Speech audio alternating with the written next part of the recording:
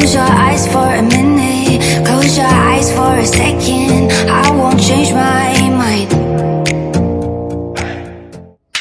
Hi Posh fam, welcome back to my channel, Poshcateyes Unfiltered. Now do not forget to subscribe, like and comment.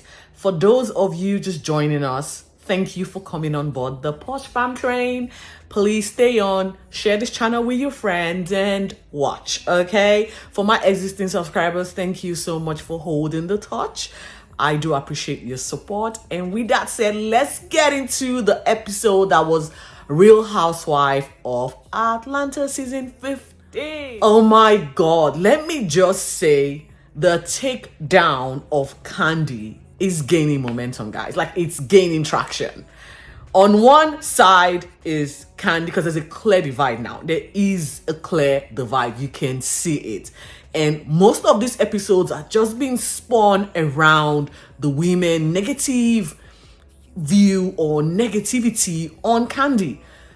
Again, uneasy lies the horse that wears the crown. It's just what it is. When you are on top, everybody is coming for you. There's no shade. It's just how the world works. Once you are at the top, people want your position, and the only way to get that is to bring you down. So like, this is a clear divide now. There is Kandi and Kenya on one side, as well as Monietta, okay, the friend of the show. And on the other side, which is the anti-Kandi, is Sheree and Marlo. In the middle, which I am exactly still trying to work out, is Drew and Sanya. Sanya, clearly in the middle, but she's going all the way to the negative side. Courtney, on the other hand, I am still trying to figure her out. She is definitely riding on Sheree's coattail, but I don't know where she belongs, because she seems to be related to Raph. And so that means, is she on? Because I don't know what's going on. But let's just get into episode 3, guys. So episode 3 kicks off with Sheree having a cookout and a drink, getting her drinks ready for the arrival of Sanya and Marlo. And not sooner had the dinner or the dishes being served hot, we see Sanya coming in looking good, as well as Marlo following suit. They sat down and it went quickly left. We hear Marlo talking about her Monty role, about her cousins, trying to get their homework done. But that wasn't the reason they gathered. They gathered to talk about Bravocon. So Bravocon happened, I think, sometime last year, because again, we're watching all the events that played out last year. I saw a few snippets of the Bravocon from the Shade Room, as well as Bravo channel on YouTube. And so Mama Joyce, if you all know her, that woman is Kandi's mom, sort of a ride or die mom, but she does not like Todd for one bit. She feels Todd is an up-and-coming guy who is riding on her daughter's coattail to get to the top. Now, what does that concern you, Mama Joyce? I don't know. The guy is treating your daughter well. That is all you should be focused on, because whatever you're doing, her kids with Todd are going to see all of this clips. And I don't know if it's going to go down well with them, but that's besides the point. Apparently, during Bravocon, Mama Joyce was asked what she thought of Todd or something to that effect. And she she's always good at, making snide comments to us. And then she also, it was just uncalled for, inappropriate. She made this snide talk, directing it at Todd being broke and sort of leeching on her daughter's money. And it just didn't sound right. Obviously, the girls were going to use this against Kandi. And they are doing it because that was part of the conversation they were having. And we hear Marlo having a diary session, or her, when she has a moment with the camera, she was like, oh, the streets are talking and the street is your mama. It was just, again, uncalled for. But what can we say? You can't really control what comes out of older women's mouth. But you would think because they are your relative, they should know better, right? Wrong. And yeah, that's where it ends with these girls. So it's like the plot sort of thickened when it comes to having a go at Kandi every chance they get. Now, this particular episode got really, really interesting, and we're gonna touch base on that. We're gonna touch on that. First things first, we delve into Auntie Drew. I'm calling her Auntie Drew because this woman is like a jack of all trades. Now we are now focused on her musical comeback. We see her having a date with Raph. I think wall climbing, which is good fun.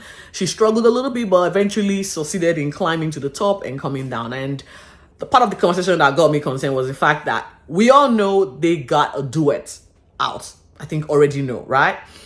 Already know, according to Drew, had 33,000 views. From Drew, it's a success. However, though, this particular single or duet wasn't promoted by Raph. And she was like, Raph, what are we going to do on the business side because you're not promoting this particular music? And Raph is like, well, yes, I've done all I can and now I'm going to take a step back because I need to focus on my own career. And I'm like, I thought Raph is supposed to be your husband, ja. What?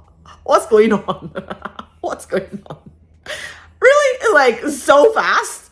He's no longer managing. Like, what is this? Apparently, more needs to be done to put their music out there and gain traction. And this is exactly where it continues because she decided she was going to host Raph's cousin, Courtney, again. And and also talk about what's been happening because at the start of the season, we didn't really get to see Drew and the other ladies mesh or have conversations. It's just been Drew and her husband Raph having TV moments and talking about their dynamics. And so in this particular cookout moment, again, the direction of where Drew's career is going to go, the trajectory they were going to take was still front and center. They were talking about it. And in walks Courtney and some other guy. Now, from the surprise on Drew's face, Drew knows the guy. Apparently, they had a history when they had a movie role together. Now, this guy is Courtney's baby daddy from decades back. And in my head spun. I'm like, what is going on here?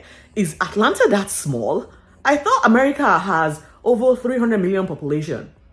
How are people this related? Like, what's going on here?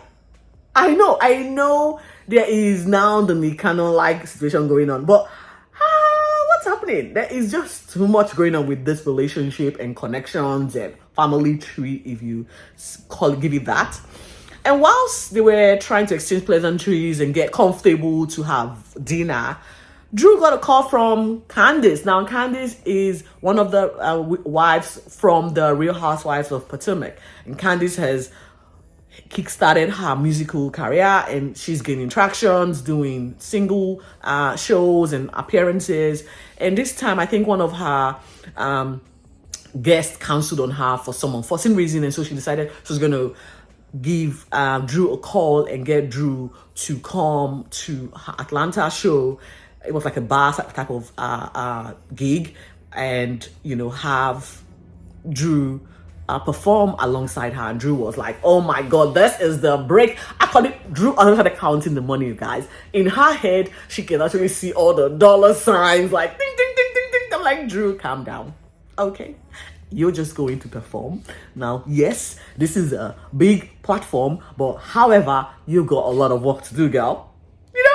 And so she was like trying to gather the troops, calling all the ladies to, to tell them about this particular gig that's coming up. And so who did she call first?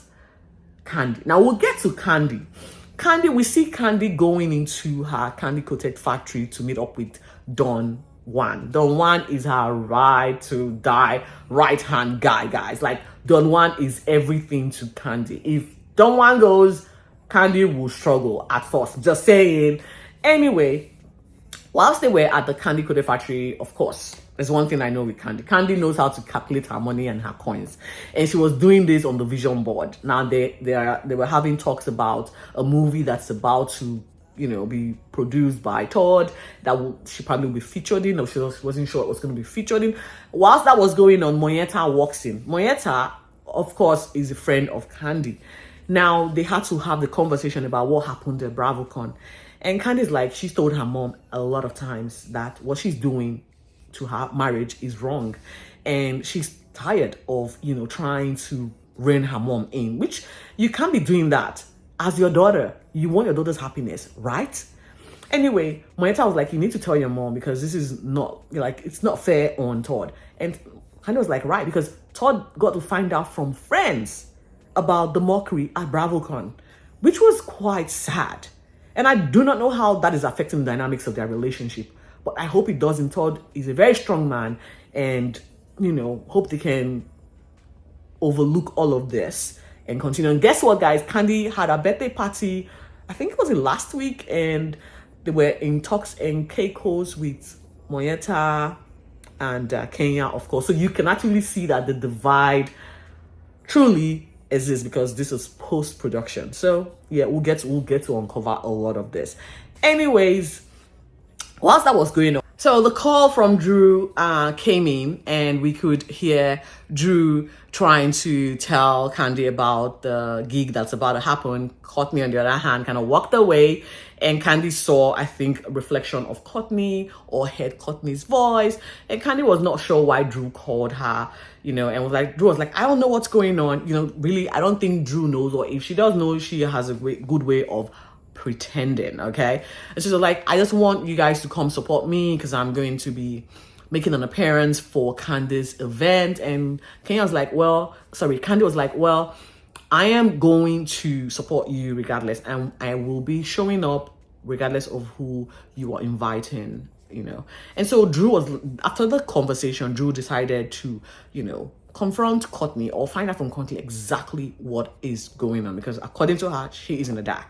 Now, Courtney's version of events was she didn't have anything against Kandi, but apparently Kandi has something against her, which is clearly a lie.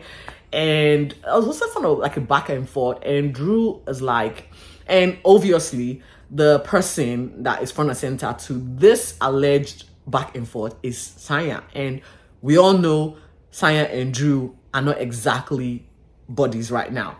And Drew was like, you need to be careful with Saya because she can be for you 1 minute and flip completely, okay, the next. And so that is also the situation with Saya towards Drew, because Saya is also complaining that Drew comes off as saying, let's squash stuff that's been going on within us. And then on the other hand, at Bravocon, Drew is sort of antagonizing her, and it's like they cannot, you know, catch a break or come to a middle ground and just have it hashed out for good. Well, Drew is leaving Courtney with sage words here. Be careful on how you relate with Saya or what you say, because it might come back to bite you in the behind. Well, they know best, these women. They know how to attack each other, and I guess the advice can only be taken with a grain of salt in this case. We want drama, so no, don't take the advice, because I want to see how this whole thing unfolds. And it kicked off at the gig that Kandi's hosted, and we're going to get into all the shenanigans that went down, and then you can understand when I said the takedown has definitely kicked off 2 gears. You would know, you will clearly see what I mean. So things came to a head at the City Winery event in Atlanta. This is where Candice had her event and Drew was supposed to perform. And she did for 40 seconds, okay? Leaving the ladies wanting more and the audience screaming for more. So I guess this is like a teaser for what is to come as regards to Drew's comeback. So Drew, we cannot wait for more, okay? Give it to us now. Let's see what you got. And whilst the events concluded, the girls, gathered to, of course, hash out all the grievances. First up was Drew and Saya. Now, the hair flipping that happened at the reunion from season 14 rubbed Saya the wrong way. Apparently, mesh was also made from this particular hair flip-flopping thing. And at this point, Drew is like, I'm over it. The fact that you came to support me tonight shows there is progressive growth in our relationship. And so let's not go back and rehash all the negativity. Let's just move forward. Okay, it's episode 3, guys. Are they moving forward? I don't know, but they have agreed to disagree. So they're moving forward. For now. until something else happened. So let's move on to the other pockets of grievances and drama that is this particular group of women.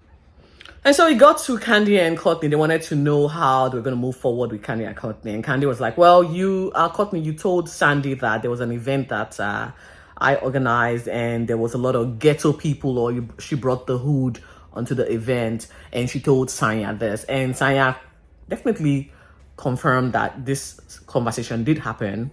And Courtney was like, yeah, I said it. First of all, saying I'm not denying the fact that I said it. I'm also a ghetto because I'm from the hood, or I'm from the... It just went back and forth, and then kind of was like, well, so why did you say it? You know, it's like uncalled for. You're belittling the people who presumably don't have the financial means to leave the ghetto, according to what she said. And it went off from there because there was a lot of screaming, yelling, and I can just tell you there was no resolution because these two will not agree. And I think I'm with Kandi on this one. This lady, the 2 times she's made a cameo on this particular season, she has just come with guns blazing. She is just coming for the attack, and it is quite unnecessary. Might I add, Sheree was a no-show at this event. Apparently, she was down with flu or whatever else, but I think that's a lie. She probably didn't want to be there because she already knew what was going to happen. Marlo was going to be feeding her, all that went down. And yeah, that is exactly how they play. Now, with the back and forth between Kandi and Courtney not getting any headway, Courtney accepted the fact that she said something about ghetto group, and she also identifying as being hood or whatever.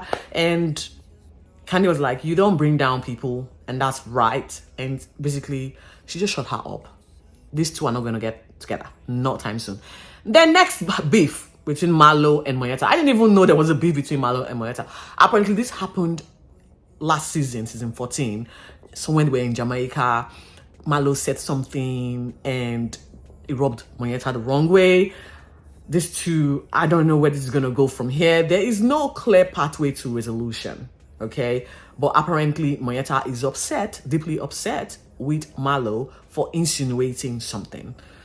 Guys, we're not moving on. So this is just kicking off. It is heating up. Now, Drew decided she was going to talk about the shooting that happened at Kandi's restaurant. If you missed that part, I had a conversation about it in episode 2. So go through my playlist and you get more on the insight as regards to the shooting according to Kandi. Now, Kandi was like, well, I don't think this is a topic of conversation because right now it is a legal matter and I don't want to talk about it. And this was where it sort of ended. But no. Producers actually 30 minutes after the women left this City Winery event, Marlo decided to confront Drew, insinuating that why didn't Drew say shooting? I'm like, what's going on? And Marlo's like, you should have said shooting. Why is it that when Kandi can control the narrative and not say what's happening in her life, and we can't speak on what is happening in Kandi's life? Like, Kandi only wants to talk about what Kandi wants to talk about. In fact, watch this particular exchange because I was confused.